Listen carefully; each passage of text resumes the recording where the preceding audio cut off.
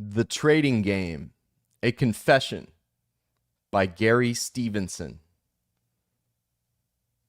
Published 2024 by Gary Stevenson. Contents: Prologue. 1. Going up.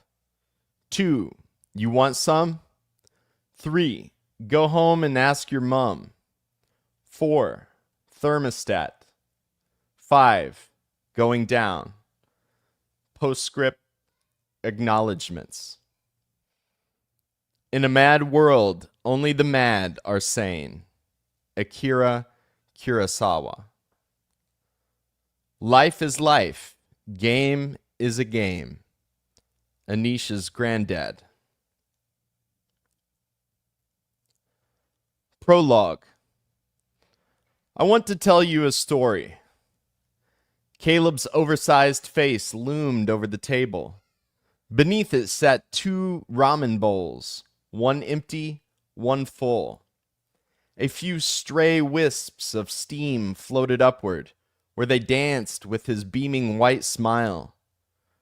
From where I was sitting, slumped down low in my chair, the 2 chopsticks jutting upward from my bowl seemed to reach nearly up to his chin. His smile grew. I used to know a really good trader. A really, really good trader. He used to work for Deutsche Bank.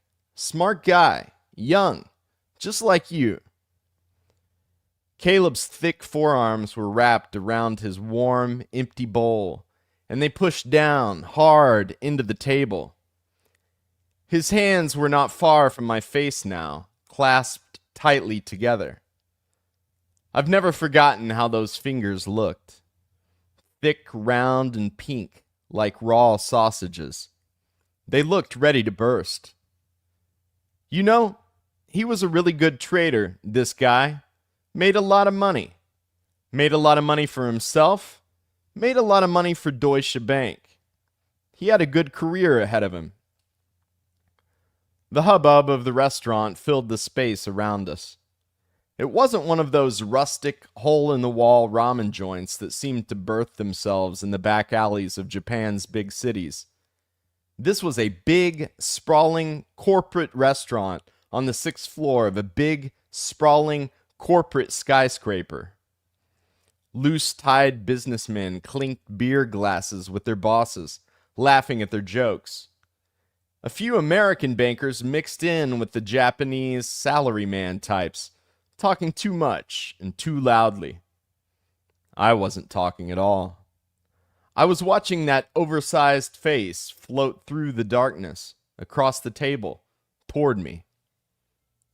But you know this guy, this young trader? Even though he was a good trader, he had one really serious problem. One fatal flaw, you could say. You see, this guy, he thought he could walk away. He thought he could leave. Do you know what I mean? Caleb was a big guy. I've probably made that clear by now. But it wasn't just his face and his fingers that were big. Everything about him seemed about 2 sizes bigger than it should have been. His eyebrows were big. His chin was big. Somehow, the hair on his head was too big, too thick, and too dark. More than all of that, his smile was enormous. Huge, white, and pearly. Right now it seemed to me to stretch wider than his face. Like the Tuesday night Cheshire cat of the ramen ya, that smile seemed to shine through the dark of the room. So this guy, he decided he was going to take the money and walk away. Leave the industry, you know? Nice idea. Have a family somewhere. Sweet. You see, the thing is, this guy, though, he just didn't really understand how this industry works. Deutsche didn't really want to see him leave, you know? It didn't take a genius to tell where this conversation was going, and I felt my stomach starting to sink. I began to feel a bit sick, and I could taste or smell something in my mouth. Was it blood? I sat deep in my chair and I watched. Caleb was still smiling. That smile seemed to grow bigger by the minute. Anyway, Deutsche Bank went back and had a look at all of his trades, all of his chat history, all of his emails. He had been working there for a long time, He'd done a lot of trades, and they managed to find some stuff in there that wasn't good stuff. Do you know what I'm talking about? Stuff he shouldn't have done. I could start to feel fire in my legs now, in my feet. A hot, growing, itchy feeling. A burning. But I didn't move. So, it wasn't the right thing to do. But Deutsche actually took that trader to court for a few things. He hadn't really done anything that bad, to be honest. But they managed to put something together. The case rumbled through the courts for years and years. Do you know what I mean? In and out of court, in and out of court. Real nightmare. That trader, great young trader, he never really got to leave, you see. Never got to have that family. Just courtrooms. Best years of his life. Can you imagine that, Gary? Can you imagine? The case never went anywhere, but he lost all of his money anyway, in the end. Lawyers' fees, all of his money, and much more besides. In the end, he was bankrupt. In the end, that guy lost everything. The fire was everywhere now, so was the sickness, and that blood taste. I still didn't move, though. I looked up at his face. Gary, are you listening to me? Do you understand what I'm saying here? That big round face loomed closer still. Gary, I like you. I think you're a good person. But sometimes, bad things happen to good people. You are going to learn that. We can make life very difficult for you. In that moment, a lot of memories came flooding back. Memories that carried me thousands of miles, away from Tokyo and back to Ilford, East London. I was 18 and sitting on a football in a dead cul-de-sac next to the railway, as Harry told me that his mom had cancer. I hadn't known what to say at the time. Do you want to play football? I remember being stood up against the wall of an alleyway on a dark night and watching Saravan as he threatened to stab me. His hands were in his pockets. Did he have a knife? I didn't know. I remembered being chased down streets of terraced houses and jumping over garden fences, and that time that Brathap got run over and the way that his body shook as it lay on the ground. I remembered all the stupid violence and the blood and the nonsense, so much nonsense of the kids on the street and all the promises that I'd made and the people I'd known. I remembered sitting with Jamie on the top of the multi-story car park in the nighttime, watching the new skyscrapers go up around us in our city, and telling him that I was going to be somebody someday, promising him that I'd do it. He'd laughed at me, smoking into the moonlight. But he knew that I would, though. So did I. No, I thought, it doesn't end here. Not here in this cold corporate restaurant. Not buried down by the weight of that smile. Part 1.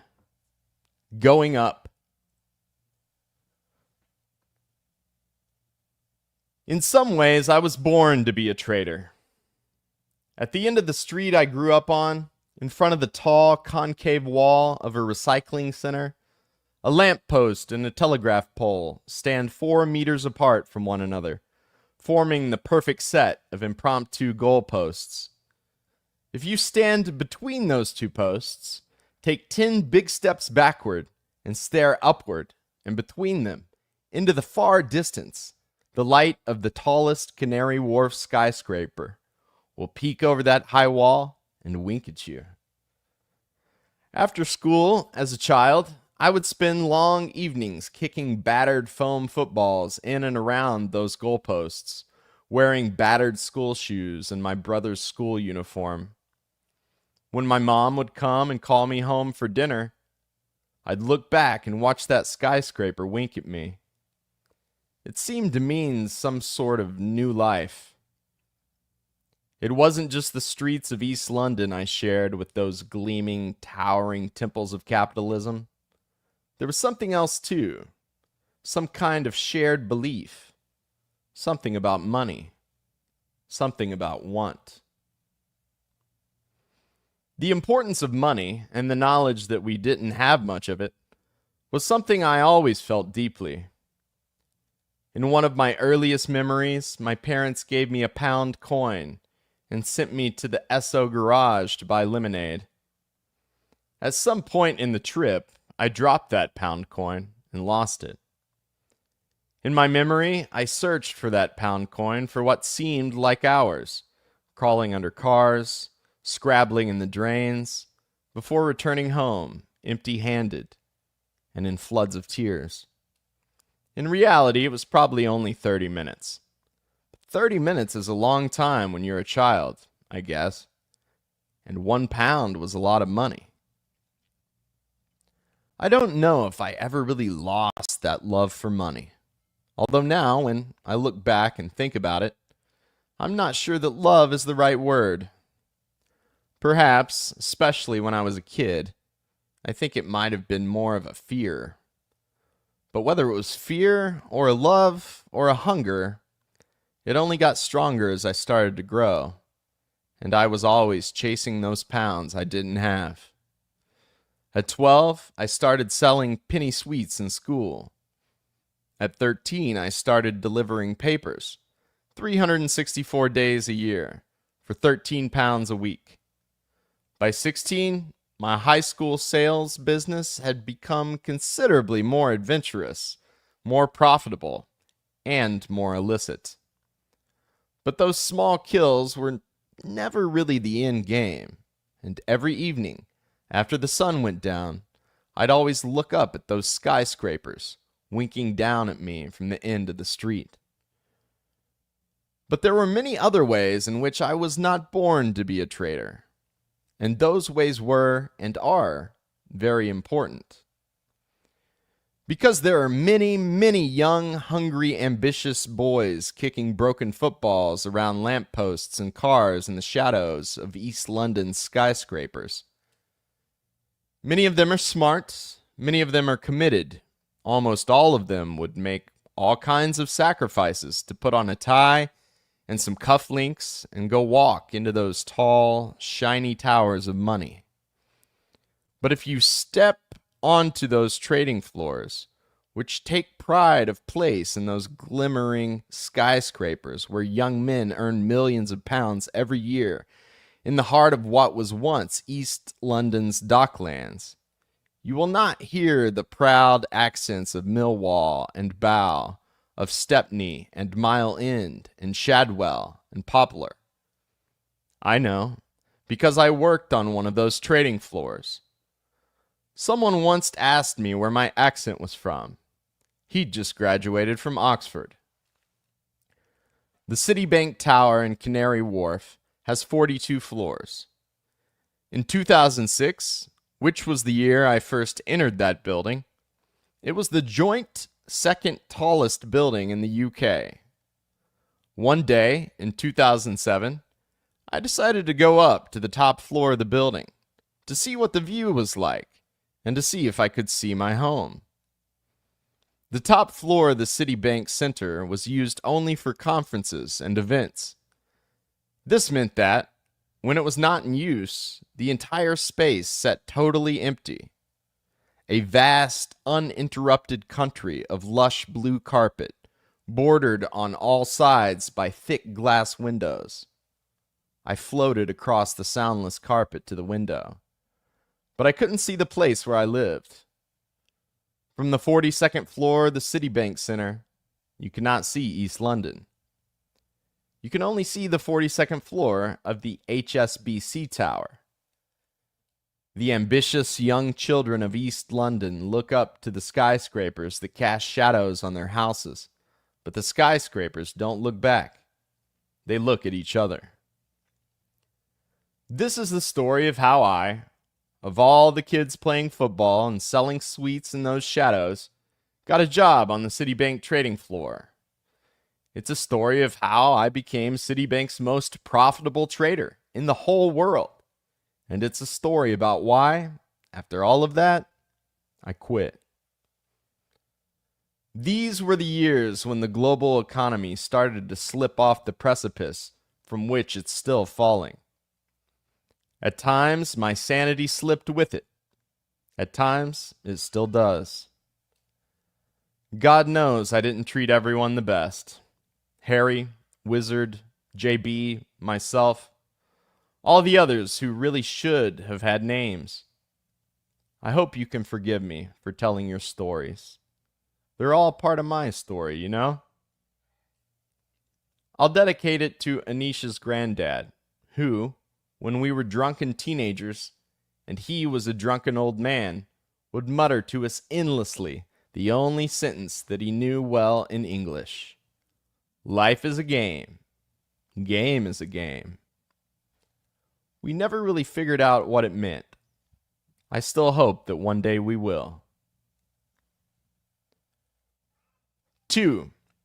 My path to the trading floor began at the London School of Economics.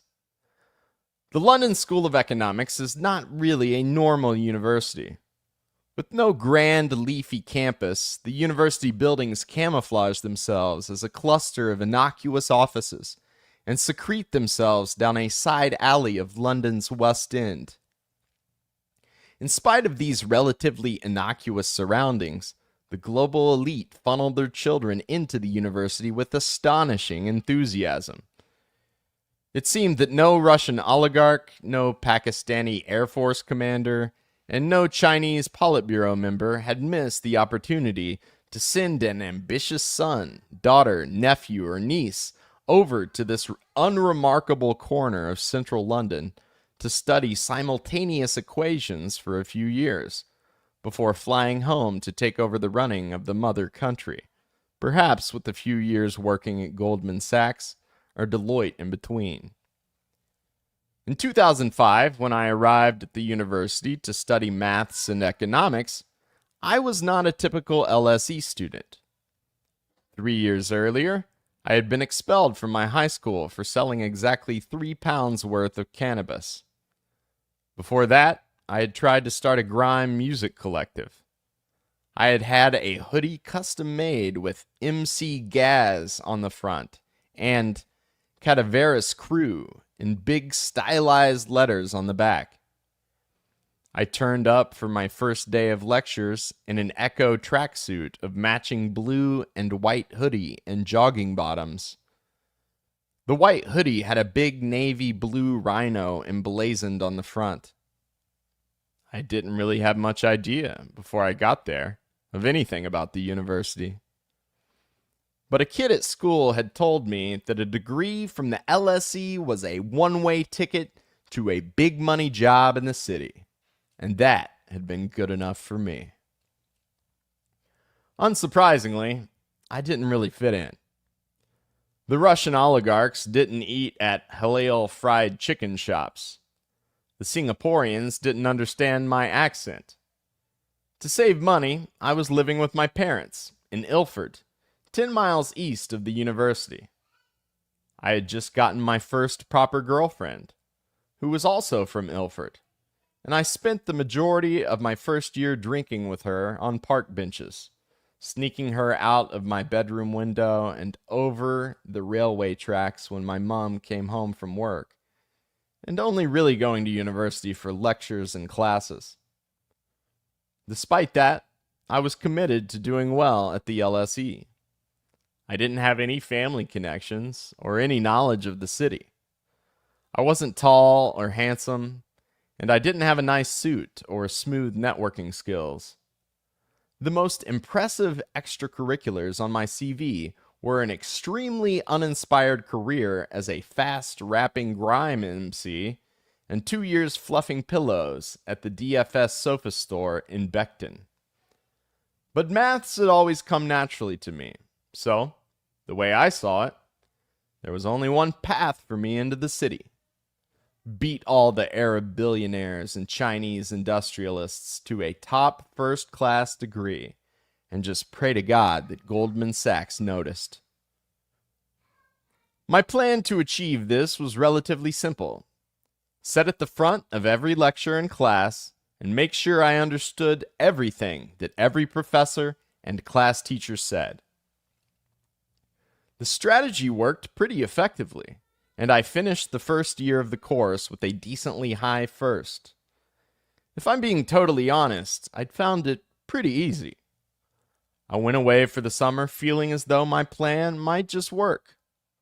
But when I returned to the LSE for my second year, a couple of things had markedly changed. Firstly, suddenly, unprecedentedly, and seemingly apropos of nothing, nearly every student in the entire year group had become an intensely studied junior banker. I don't mean to say that everyone had actually secured jobs in the glittering skyscrapers of Canary Wharf or the city, but everyone, totally unexpectedly, to me at least, began to behave as if they had. People started attending finance society events on Wednesdays and Fridays, and networking events with the investment society on Mondays as well.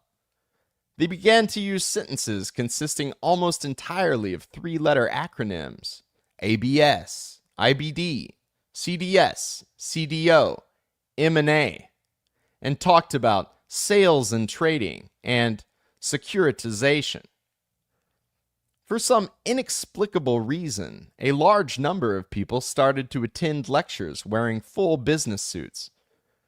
Rumors began to abound that various students, inevitably the tall, broad-chested, finely coiffed, suit-wearing contingent of nationally ambiguous, clearly wealthy origin, had already secured illustrious internships at Goldman Sachs, Deutsche Bank, JP Morgan, or Lehman Brothers. Some were even rumored to have gotten full-time jobs. All students started to apply for internships. Not just 1 or 2 internships, but 15 or 20, sometimes more. Theoretical interview questions began to circulate among the student community on the alleged basis of having been put to a mythical student from the statistics or international relations departments. It became generally accepted knowledge that an interview candidate was likely to be asked how many bald people there were in the state of Virginia. One student was allegedly given 5 seconds to provide the answer to 49 times 49. All students diligently recorded that it was, of course, 2,401. Inexplicably long queues began to form spontaneously in unpredictable areas of the campus. Usually, most of the queuing students would not be quite certain, when asked, what the queue was actually for. But maybe, at the end of it, someone would get an internship. Maybe there would be a networking opportunity. Large clusters of 20 or so calculator-wielding students began to appear surrounding computers in the library, barking out numbers and letters, communally tackling Morgan Stanley's online numerical tests as a group. I had no idea how to react to this complete change in the attitude, approach, and priorities of the students surrounding me. Many had stopped attending lectures altogether, so as to allow their time and energies to be devoted more completely to the arts of networking, applying for jobs, and learning the language and acronyms of the world of finance. My hitherto successful-seeming strategy of simply turning up for lectures and classes and fully understanding the course material began to feel painfully insufficient and naive. Perplexed, I turned to one of the few good friends that I had gathered in my first year of university. A tall, handsome, British-raised Slovenian boy named Matic, who studied alongside me in the maths department. Whilst Matic had not gone full business suit, like many of the other students, his manner of dress had notably sharpened. He was a member of the finance societies. He used acronyms. He made applications. He went for interviews. He attended events. I asked Matic what on earth could possibly have happened over the summer to have wrought such a world-bending change in the student community. What do you mean, Gary? Don't you know? Second year is internship year. So here's how it works. Or at least, I'll tell you now what Matic told me then. Everyone at LSE wants to work for Goldman Sachs, or Deutsche Bank, or Morgan Stanley, or JP Morgan, or UBS. Not just everyone at LSE, but everyone at Imperial. Also, everybody at Warwick. Of course, everyone at Nottingham and Durham and Bath. And also the people at Manchester and Birmingham want to work at those places. But they have got no chance. Well, unless they know someone in the industry, of course. The people at Oxford and Cambridge want to work there too. At least the ones who aren't rich enough to never have to work. There are not enough jobs for all of these people. Not nearly enough. Not only that, but not all jobs are made equal. The best job is sales and trading. That job has the best hours. You only have to work 12 hours a day. Plus, you get weekends off. And also, you can make the money in the quickest time, so long as you're good. If you don't get sales and trading, you have to work in IBD or M&A or something, working 100-hour weeks until your soul dies, and then longer still. If you don't make that, you'll have to work in consulting. I'm going to fix that part. Okay. Hey, thanks, Mr. Wonderful. Taking a break for any of you guys watching. I'm recording this over here and fixing it as I go. So if I make a mistake, I'm going to go back and fix it here. So let's do that real quick.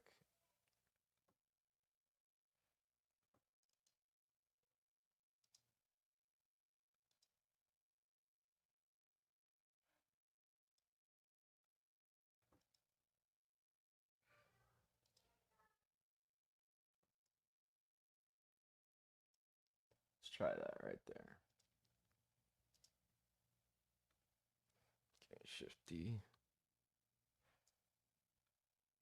All right.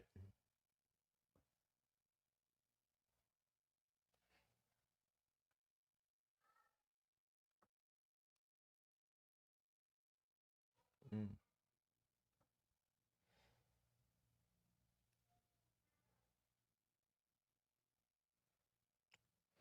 If you don't get sales and trading, you have to work in IBD or M&A or something, working 100-hour weeks until your soul dies, and then longer still.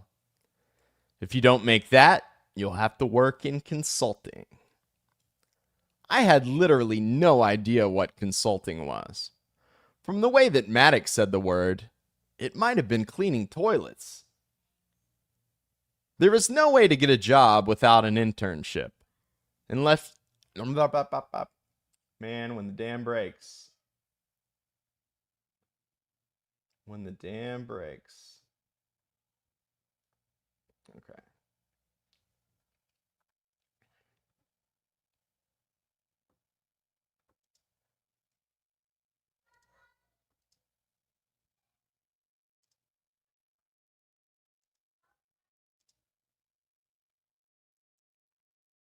Let's see where it was. Let's start at the beginning of that paragraph.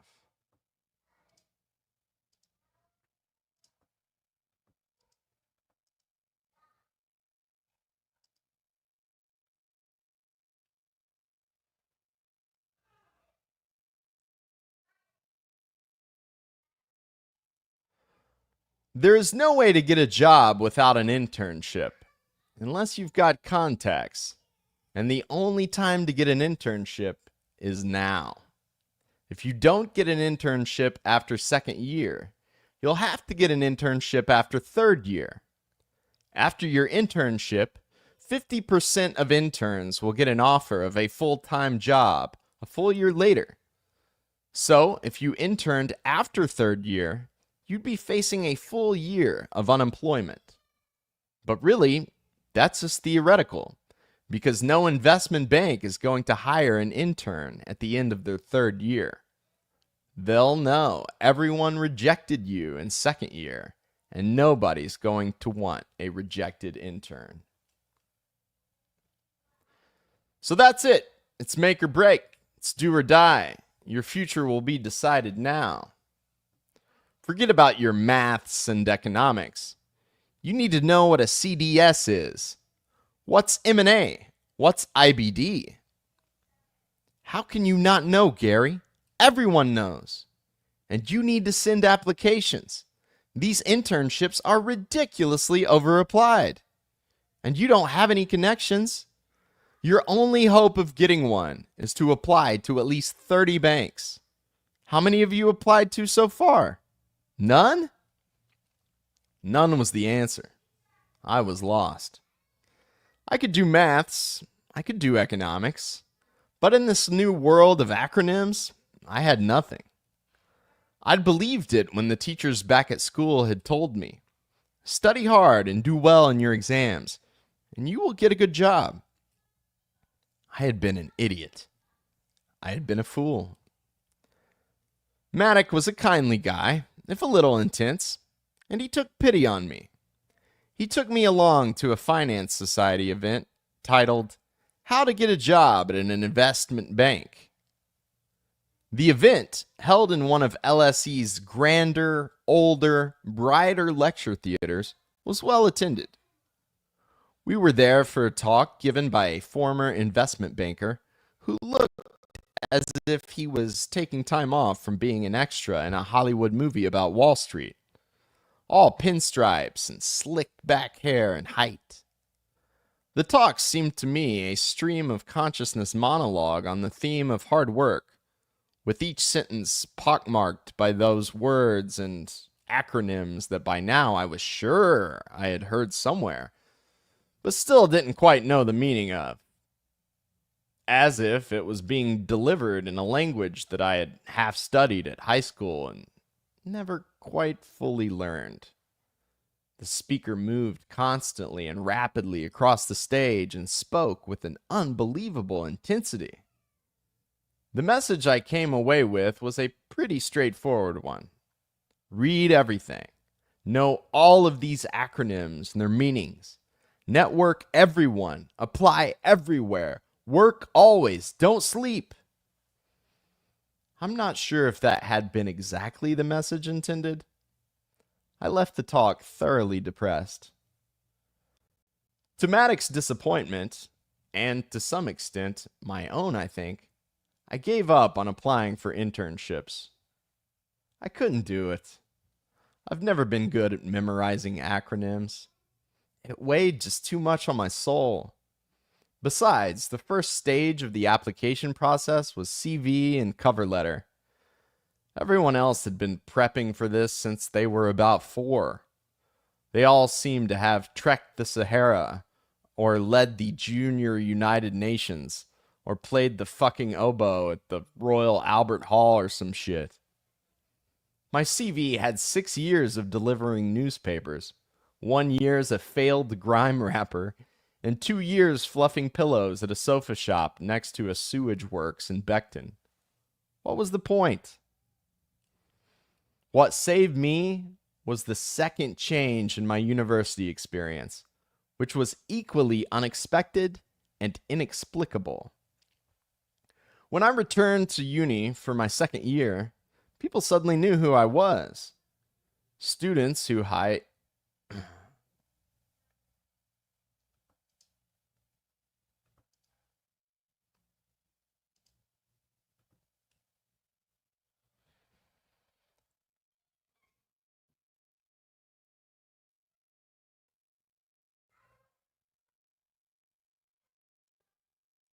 Students who I had never seen before in my life, even sometimes from the clan of suit wearers, would approach me in the library and start talking to me. Once, a Chinese student stopped me physically in a corridor, looked me up and down angrily, wordlessly, for approximately 10 seconds, then said nothing and just walked away. Another time, a tall European girl with an ambiguous accent and fantastic hair asked to study with me. None of it made any sense. In my confusion, I raised this mystery with my friend and fellow student, Sagar Malde, a tall, wiry Kenyan Indian boy with a wonderfully florid accent, whose father owned the entire East African soap industry. "Of course they know," cried Sagar, as if it was obvious. "They know how you did in your exams." This answer didn't quite explain the mystery. My results had been good, but as far as I was aware, they hadn't been public. And besides, they were far from the best in the university. Sagar himself, for example, had done significantly better than me. "Of course, Gary," he said kindly when I put that to him, "but no one expects that from you." Sagar was a lovely boy. We're still good friends. But in that moment, I was genuinely shocked. I've always been good at maths. Very good. Since as far back as I can remember. Everyone in my primary school knew I was good at maths. Everyone in my high school knew. I used to enter competitions every now and again, and usually I'd win. Teachers, family, friends all expected it of me. I had always expected it of myself. Some people might have been jealous of me, but no one had ever been surprised. Sagar's offhand comment, though, made me realize something for the first time, something which had never even occurred to me before. A lot of rich people expect poor people to be stupid.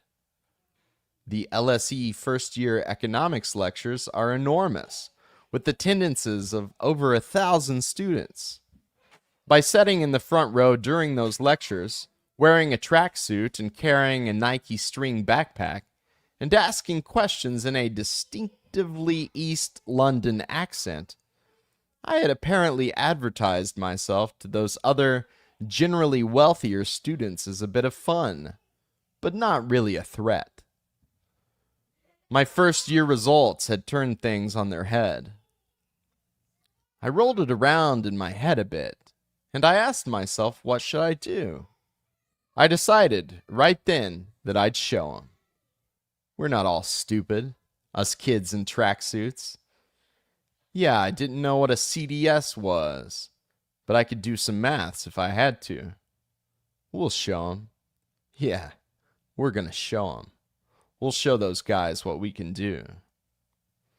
So while everyone else was applying to 37 investment banks, I set about rather extravagantly showing everyone who would listen how good I was at economics, and particularly maths. For the first time in my life, I started to study in my spare time. I asked even more questions of the lecturers. I started to challenge them when they made mistakes. I didn't really have any idea if or how it would ever lead me to a career, to be honest.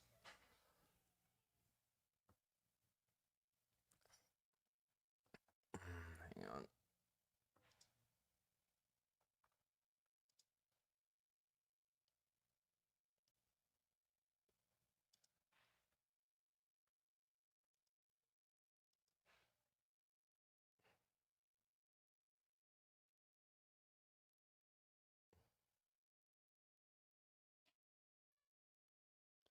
But I wasn't really thinking too much about that anymore. I just wanted the. All right.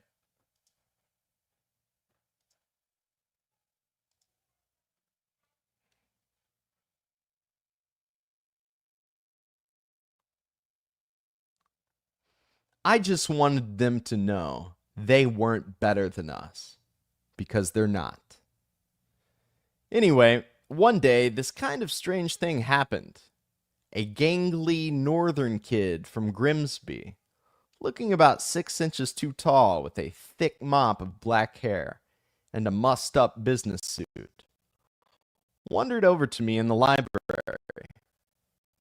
His name was Luke Blackwood, a fellow math student from the year above me.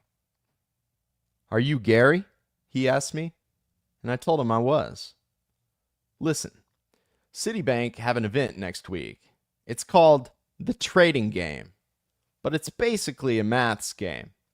If you win it, you can get invited to the national final, and if you win that, you get an internship. I heard you're pretty good at maths. You should go." I had never met Luke before, but he sat down next to me, told me the date and time of the competition, and briefly explained to me the rules of the game. I didn't know anything about trading, but, as Luke said, I didn't have to. It was essentially a relatively simple maths game. After showing me how it worked, Luke got up, simply walked off, leaving me sitting in front of a blinking computer and a few half-finished A4 pages of maths homework. I don't know why. Maybe I was just cocky and overconfident, but I was immediately pretty sure I was going to win that game. I might not have known anything about CDSs or CDOs or asset-backed securities, but I knew about games, and I knew about maths.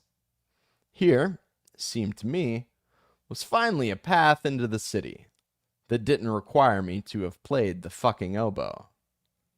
Here, finally, was a level playing field, a real competition, and I knew it was one I could win. I put away my textbooks and closed down my maths homework. I opened up a spreadsheet and set about working out all of the maths of the game. The first round of the trading game event was only a few days after my conversation with Luke. It was only the second finance event that I'd ever attended. It was a warm autumn evening, and although the game hadn't been advertised, or not that I'd seen anyway, a medium-sized queue snaked out of one of LSE's large office block buildings. The usual LSE Finance Society type of queue.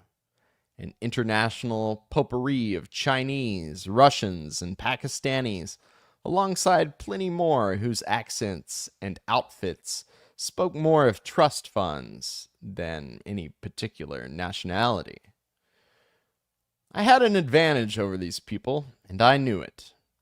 I'd had the rules of the game previously explained to me, and they hadn't. That wasn't fair, but life isn't fair.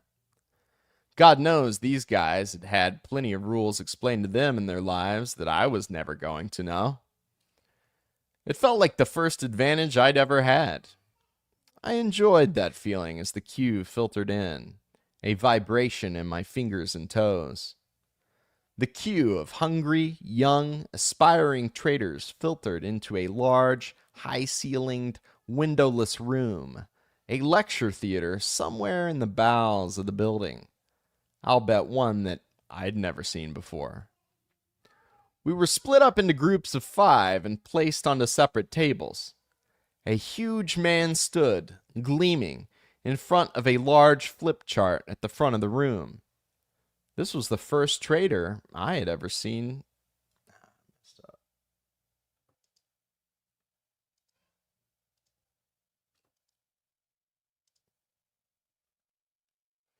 Room.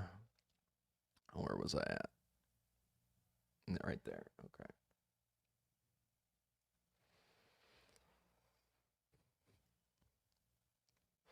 This was the first trader I had seen in my life. That's what a trader must look like then, I thought. Once we were seated, the trader explained the rules of the game. I, of course, already knew the rules, so I had time to watch him as he spoke. He moved around the room with a slow, decisive heaviness. He smiled unerringly and scanned across the crowd with bright eyes, looking into each student one at a time. A confidence seemed to snake off of him, like smoke from a candle, flowing into the room.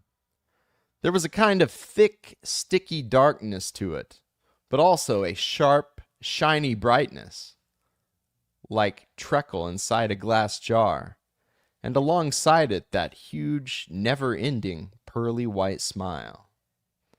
Something about that dark, sticky confidence transported me back home again, to Ilford. To the cool kids at school turned drug dealers making £10 into £100 by selling bags. But there was a depth there that I'd not seen in Ilford. Something that I'd started to see at LSE. The confidence of a man who wins, not just today, but tomorrow. That of a man who knows that he can't lose. Somehow, even at that early stage, when I knew nothing of anything of trading, I felt it was destined for me. But still, there's a job to be done first. I had a competition to win. And how was I going to do that? Well, first you need to understand the game. The trading game was supposed to be a simulation of trading, but actually, it was just a numbers game. It ran using a special deck of 17 numbered cards, some higher, some lower. In case you ever want to play it yourself, the full deck of cards was a -10, a 20, and all the numbers 1 through 15. Each player is dealt their own card, which they could look at, and then another 3 cards are placed face down in the center of the table. The game works by players essentially making bets against each other on what will be the total numerical value of the 8 cards in the game. Each of 5 players has 1 card, plus the 3 in the middle. Conceptually, you can think of it like this. You are all buying and selling some asset, and the total value of that asset is the sum of the cards in the game. You only have certain information, your own card. More information, the cards in the middle, is revealed as the game goes on. If you have a high card, say the 15 or the 20, then that gives you inside information that the total will probably be quite high. So you want to make buy bets that it's a high total. If you have a low card, like a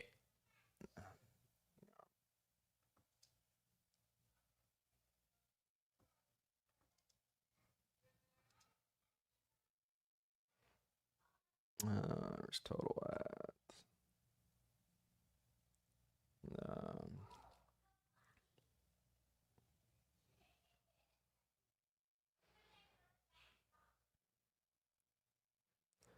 If you have a low card like the -10, you probably want to make sell bets. The total is low.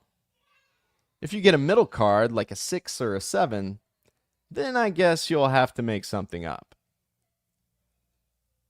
The betting system is mainly what made the game a trading game, because it was designed to mimic the way that traders make bets in the markets.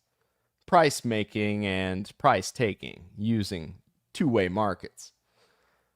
Let me quickly outline how trading happens in financial markets.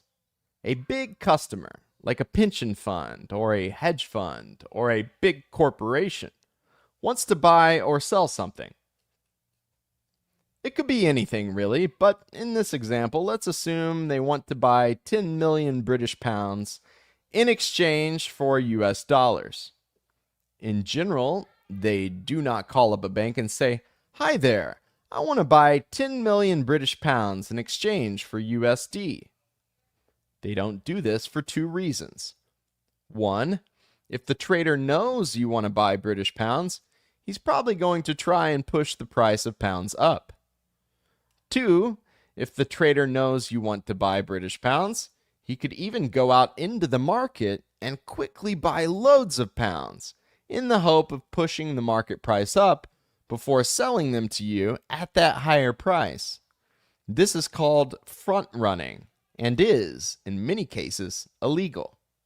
But it happens a lot. To be clear, if you are a customer, you don't want to tell the trader that you want to buy before you actually get the chance to buy. To avoid this, you say, "Hi, give me a price on 10 million pounds." When you say this, the trader, in theory, won't know whether you want to buy or sell. The convention then is that he has to give you two prices, one at which you can buy and one at which you can sell. This is known as the two-way price and is the way that almost all large financial markets work. If you think about it, you see something similar when you approach the foreign exchange counter at an airport. It will have one price at which they buy pounds in exchange for dollars, and another price at which they sell pounds in exchange for dollars. The price at which they buy is, of course, always much lower than the price at which they are selling. That is how foreign exchange counters make their money. Traders do exactly the same thing.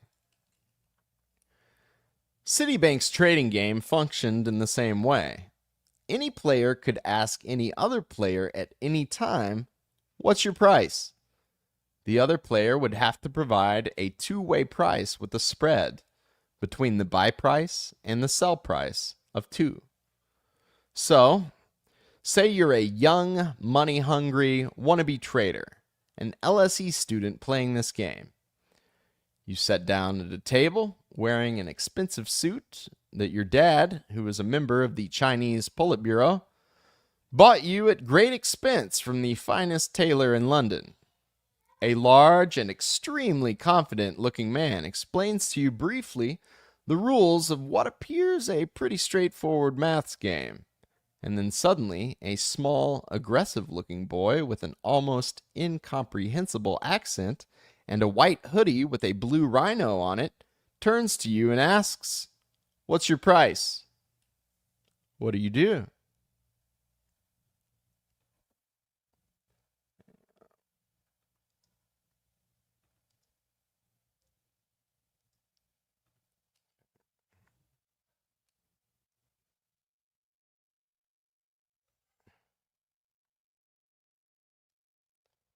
For most LSE students, well trained in economics, mathematics, and statistics, the answer is obvious. You look at the card in your hand, you look at the possible cards in the deck, and you do a simple statistical calculation to work out the expected value of the total sum of the cards. This is not a difficult mathematical calculation. The average value of a card in the deck is 7.65. There are 8 cards in the game, so the average total should be 61.2. You already know one of the cards, so if your card is particularly high or low, you will shift that total up or down accordingly. If you have a 20, your expected value is 68. You might have expected that to be something like 73, since 20 is 12 more than 7.65.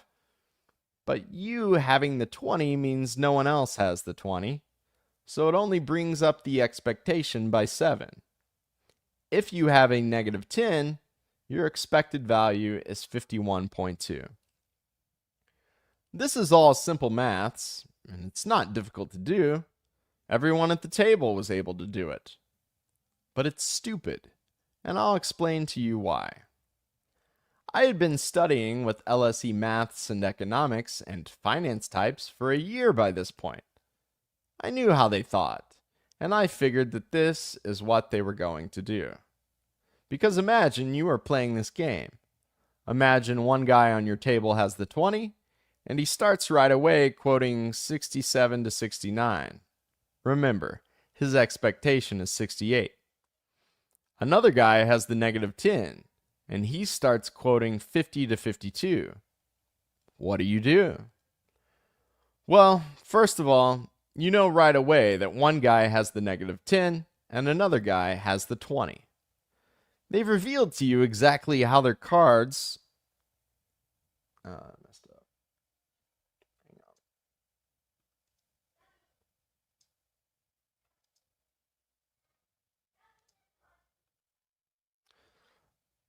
on. Another guy has the 20. Okay.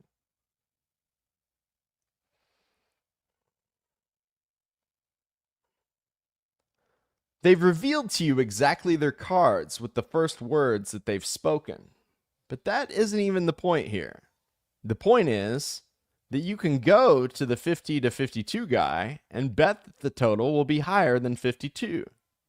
Then you can turn to the 67, 69 guy and bet that the total will be lower than 67. Buy at 52, sell at 67. Those two bets cancel out immediately, and you make a profit of 15. That happens regardless of what the actual total of the game is. A completely risk-free profit of 15. Then you do it again. Now, if the other players in the game are smart, they will realize that you've made a quick profit. They will realize that it's stupid to offer to sell something at 52 when another gentleman is offering to buy it at 67. If the other players are smart, they will realize that the small boy with the rhino hoodie has asked for 15 prices in the first minute and has already made a guaranteed profit of 100. They will realize that perhaps he knows what he's doing. They will think perhaps they should adjust. But the kind of person who studies economics at LSE and attends Finance Society events is not smart. Or rather, they're a different kind of smart. They are smart with a calculator, and they are good with a spreadsheet. Give them a nice tie and a glass of wine and put them in a room with the Deutsche Bank recruiter, and they may well make sparkling conversation. Make them play a card game with a quick talking boy from East London, who has already had 3 days to figure the game out, and they probably won't realize that they are losing the game until it's about an hour too late. Just like that, I won the whole competition. Buy low, sell high. Buy low, sell high. Buy low, and sell high again. It was ridiculous. The other players barely looked up from their calculators. While they were working out their expected values, I was just chucking points into the bag. Now, this game was only a maths game, but it does tell you a few things about markets. 1. Individual traders don't set the price. Just because you think something is worth 60, you don't offer to buy it at 59 if everyone else is selling it at 50. If other people are selling it at 50, the highest you should possibly quote is 50 to 52. There is no point offering to buy at 51 if someone is out there selling at 50. This shows something interesting about markets, which is that an individual trader shouldn't quote what they think something is worth, but rather what everyone else thinks is the price. 2, because of this, if you ask 10 different traders for a price, you shouldn't get 10 different prices. They should all converge on a similar price. This will be true even if the 10 different traders have totally different views about what the price should actually be. If another guy, let's do that again.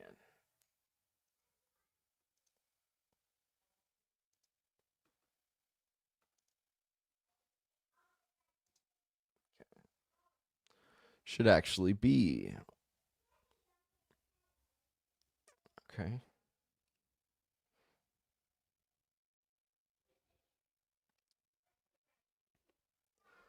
Three, if another guy looks like he knows what he's doing and is making a load of money, and you have no clue what you are doing, then maybe you should just copy that guy. 4, point 3 is the main driving force in most financial markets. I know that the first round of the trading competition was not a fair competition. I've been told the rules 3 days beforehand, and everyone else heard them only on the day. I know that that is probably a big factor in why I won that game that day. And I know that that was ultimately the first stage in me getting a job that would, eventually, make me a millionaire. That wasn't fair, I know that. But to be honest, I don't care. The rest of those guys in that room went on to be millionaires because their dads were millionaires. Some of them went on to be traders because their dads were traders. My dad worked for the post office, and I didn't have a desk in my house to do maths homework on. You take your breaks where you can get them, I guess. I went up to that trader at the front of the room, and I shook his huge hand. "Well done," he said. "I'll see you in the final." "Thanks," I said. "I'll see you there." It was about 3 weeks between the LSE round of the trading game and the national final, and I barely went to a single lecture or class in that whole time. Matic had also made it through. I taught all my other friends how to play the game, and I holed up in this one room in the library, and I just played it constantly for 3 weeks with anyone I knew who would join. When I couldn't find anyone to play the game with, I made spreadsheets about it, and I memorized them. This was just some stupid numbers game that somebody at Citibank had made up. By the time the final had come around, I must have been the world's preeminent expert on it. The final was to be held in the Citigroup Tower, which, at that time, in 2006, was one of the 3 tallest buildings in the country, with the HSBC Tower and the blinking pyramid dome of the main Canary Wharf Tower completing the triangle.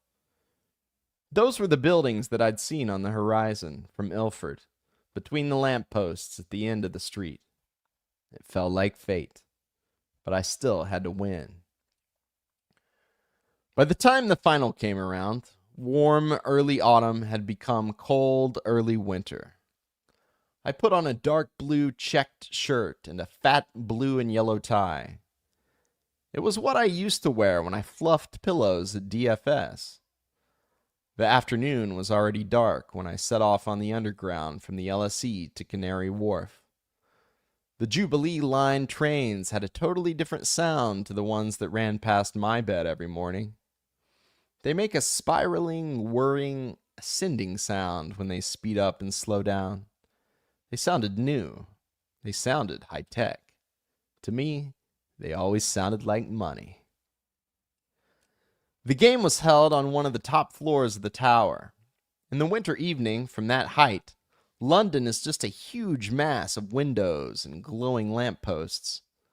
I had looked up at these skyscrapers every day, as a child, and on another day it might have occurred to me to look out the windows, to try and see my house. But I wasn't there for sightseeing. My brain was full of numbers. Besides, I wouldn't have known which way to look. Before the game, there was a brief reception of champagne and canapes. I didn't know what a canape was, neither, and I didn't drink any champagne. The other candidates mingled and laughed gently with the traders in attendance, probably laughing about CDOs, I supposed. But I wasn't listening. I was there for the numbers. 5 competitors had been put through from each of the 5 universities: LSE, Oxford, Cambridge, Durham, Warwick. I guess as far as Citibank was concerned, other universities didn't matter. That made 25 competitors, including me, and I'd now played with all of the LSE contingent. I fancied my chances. We settled down to our tables. As the same massive, smiling trader from the first round at LSE delivered some motivational words, I was sizing up the players on my table. My strategy would have to be totally different for this round. Everyone here had played in the first round and done well enough to go through. They should have been good enough to realize that it's nonsensical to quote prices that diverged from the others on the table. That meant there would be no easy money to be made simply by buying low and selling high between different players. That fact, however, that players would realize the foolishness of quoting far apart from one another, created new opportunities. Through my relentless practice games, I had realized that most players demonstrated a rigid willingness to stick closely to the prices being quoted around them, diverging only slightly. They did this largely by ear, listening out for prices. Let's do that.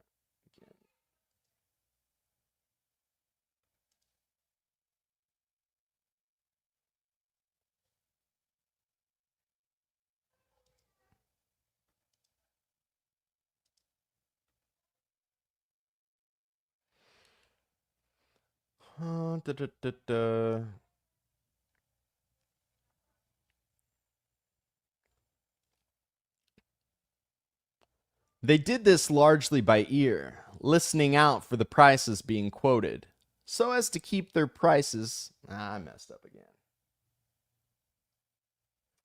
Always start messing up right at the end, right when I'm about to take a break. It starts happening. Let's try it again.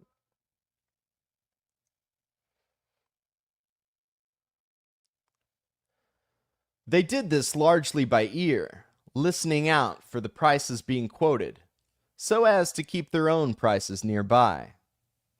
This presented an opportunity to manipulate the prices being quoted by others, simply by quoting prices myself, very loudly. The game operated in a free-for-all style, much like real markets, and if prices were being made around the 62 to 64 level, loudly quoting 58 to 60 enough times would often bring the price down to about there. Another opportunity to set the price level would be by immediately quoting a price, again loudly, at the beginning of the game. All right, I am stopping there today. Hey, Garlic, good to see you, man.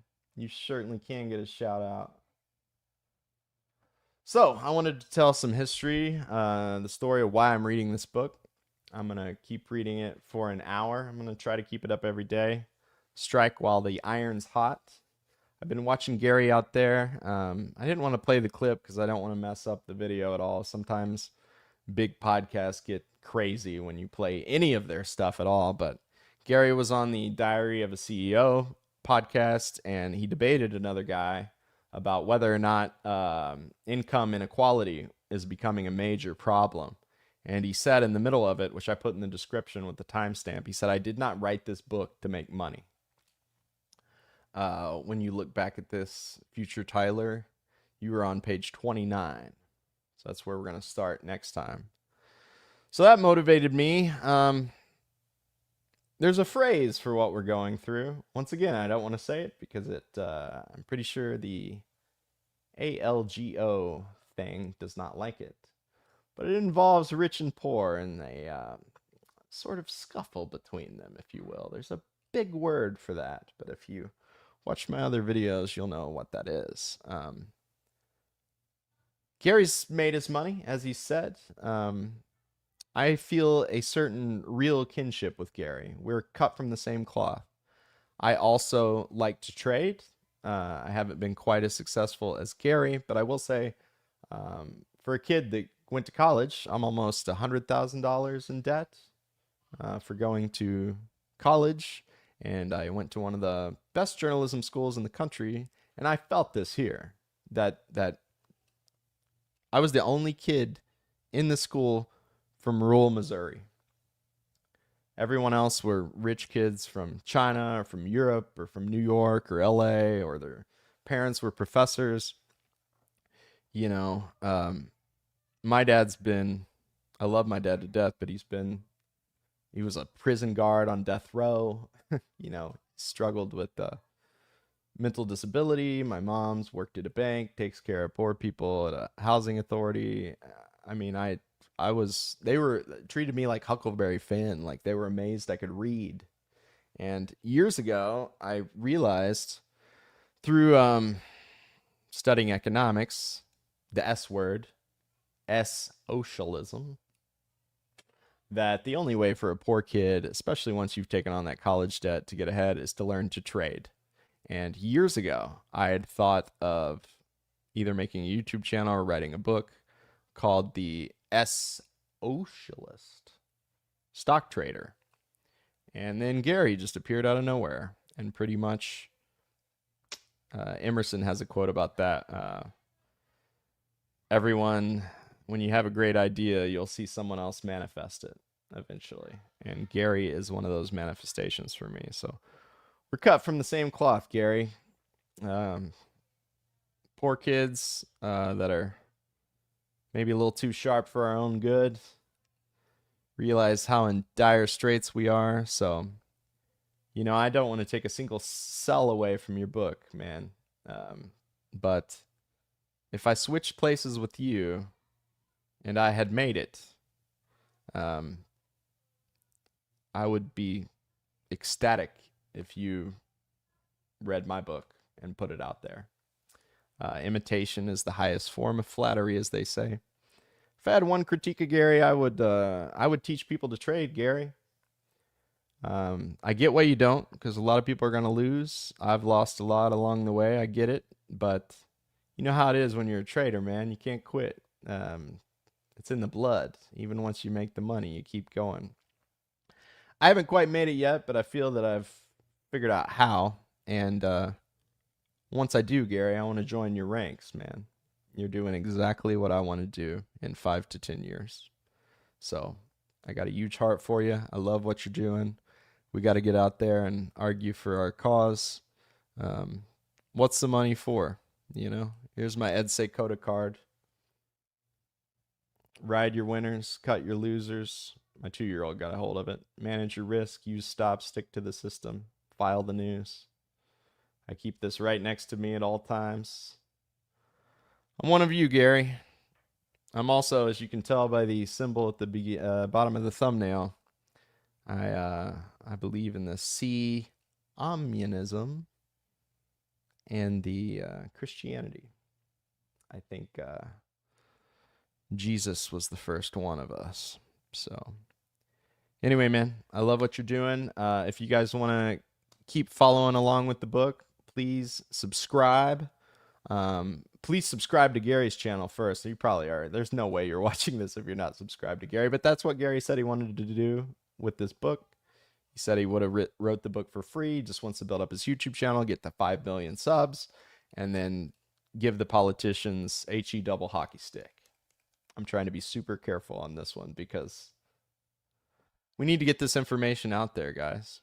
You know, it's what motivated me to do this. I'm up against the wall, man. I'm one of the people you're talking to, Gary. I luckily just got an energy relief check, and I can go buy some groceries for my family. But you know, I'm just a poor school teacher. I work at Walmart on the weekend, at the pharmacy. I drive DoorDash sometimes. I make $100 maybe every couple months on YouTube. If you guys already bought Gary's book and subscribed to his channel, there's lots of ways to support me down at the bottom as well. Patreon, Buy Me a Coffee, PayPal, everything. But if you're like me, just thanks for watching, and subscribe, and I'll hit you up with part 2 as quick as I can. I love y'all. God bless. Let's educate, agitate, organize. The algo probably won't like that either, but this is a little bit of the education. There's a lot of us, and there's not very many of them. Remember that, guys. Keep hope alive. Things are going to change for the better soon. It's always the darkest before dawn. Peace out. God bless everybody. See you for part 2 tomorrow. Or one day soon. We'll see.